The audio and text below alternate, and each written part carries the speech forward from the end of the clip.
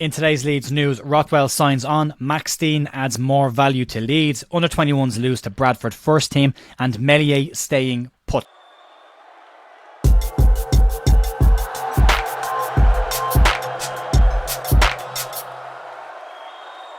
Hiya folks, Jay here on Friday the 12th of July with your Leeds United news. Hope you're having a good week so far. Last video of the week.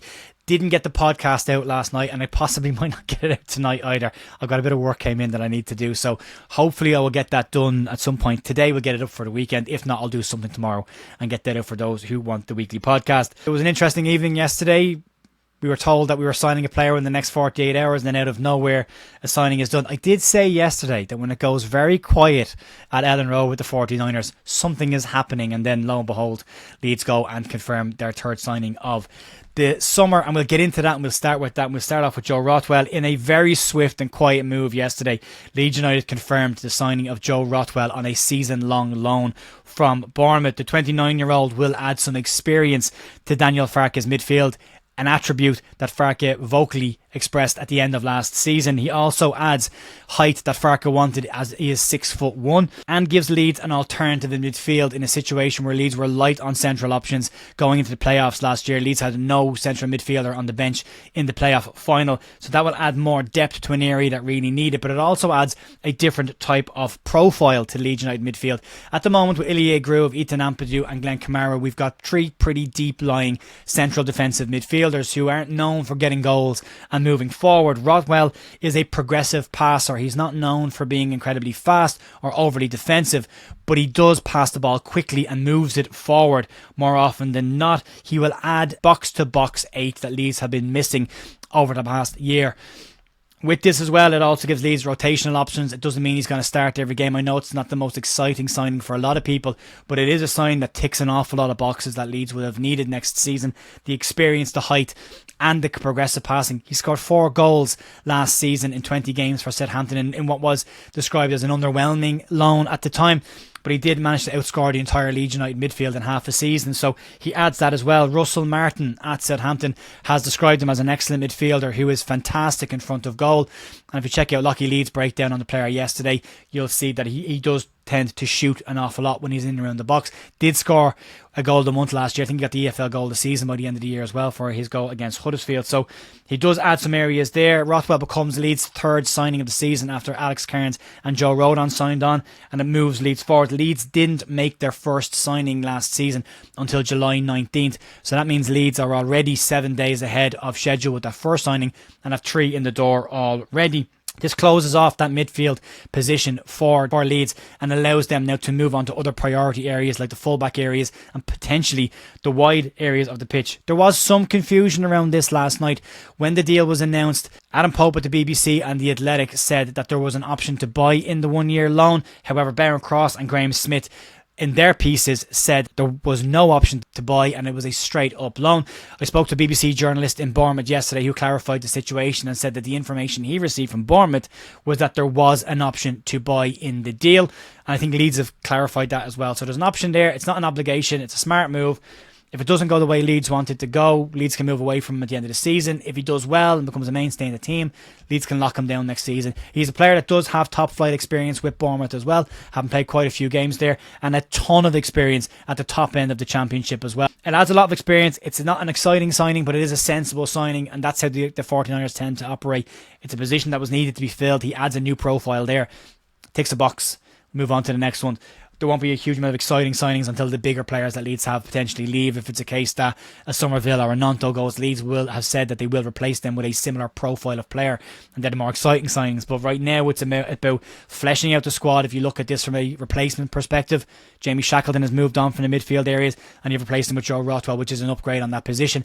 Adds more depth there. So as this summer moves on and Leeds add more players, the depth of that squad gets a bit bigger. We talked last year about Daniel Farke not using the bench. He's now brought in a player he will be likely to use off the bench, and that adds a new profile that Leeds are desperately in need of in that area of the park. So sensible signing, yes. Exciting signing, possibly not, but let's judge him with our eyes and see how he gets on at Leeds United and make that decision for ourselves, not based on historical information. We'll see how he gets on. Moving on to a player that used to be at Leeds United that we talked about earlier this week, and that's Max Dean. Dean was expected to move to Toulouse to join Charlie Creswell from MK Dons in a deal that was rumoured to be £1.7 million.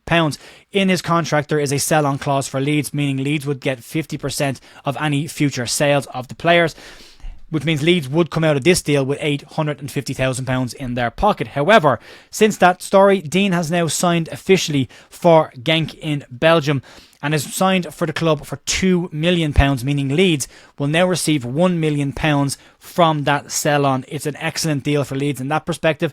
Dean has been described as a player with a very special profile for Genk, and one they were very keen to get in and get ahead of Toulouse on. So, as I said the other day, I keep an eye on Max Dean. I have a funny feeling he could be one that comes back around at some point and worth keeping an eye on. But Leeds will take £1 million out of that fee, which goes into the kitty. It'll help with PSR stuff. It'll help with wages. All the good stuff. And the best luck to Max Dean at Genk. It's a big club over in Belgium. Hopefully he does well and gets the break that he deserves. Moving on to other players that are young players at Leeds United, and one that we're all very keen to get some information on. And a massive thanks to Jerry McDermott from Galway for getting us this information. Leeds United under-21s played Bradford City's first team in a friendly behind closed doors. A game that Bradford's first team won 3-0. You would expect that to happen based by the very young age group of a lot of the Leeds under-21s. And that's not really the story. The story in this that Jerry shared with us is the fact that Harry Gray made his debut for the under-21 side. I think he's 15 or 16 at this point, and now getting his stretch assignment has moved from the under-18s to the under-21s. Harry managed to play 30 minutes in that game, and this might be an indication that we might see more of Harry in the under-21 setup next season, and we'll really see where his ceiling could potentially be. Is he similar to Archie? Can he make the breakthrough at a younger age than most people, or does he need a bit more time? And we've been keep an eye on that over the course of the season. But he is a young player, should be patient with him. But it's great to see that stretch assignment now being moved to the Leeds United under-21s. And a massive thanks again to Jerry for that information. I really appreciate that, Jerry.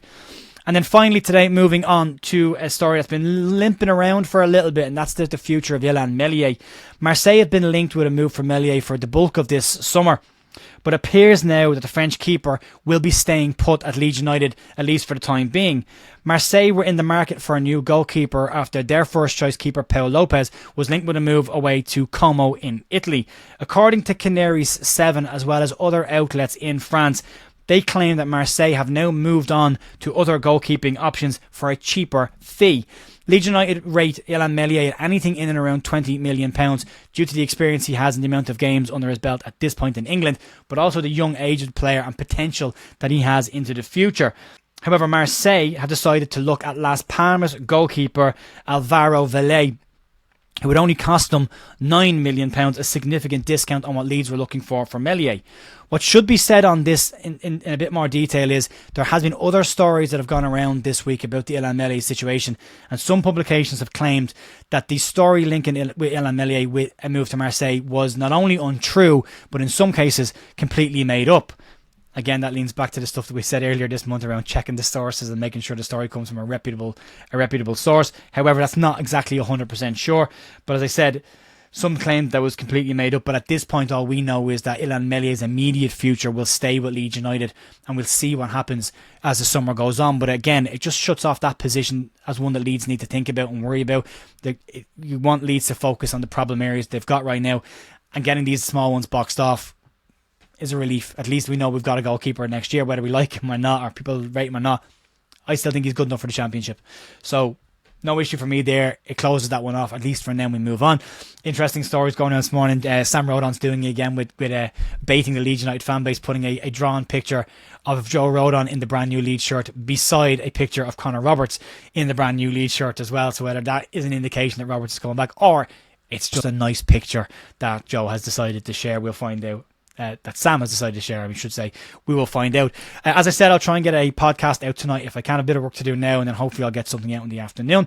But keep an eye out this evening for something. I will put some information in the community tab, so you can keep an eye on that. And if you're not into the live streams and you're just here for the news, I'll be back on Monday morning with more Leeds news. Have a great remainder of your week and weekends, and I'll talk to you then. See ya.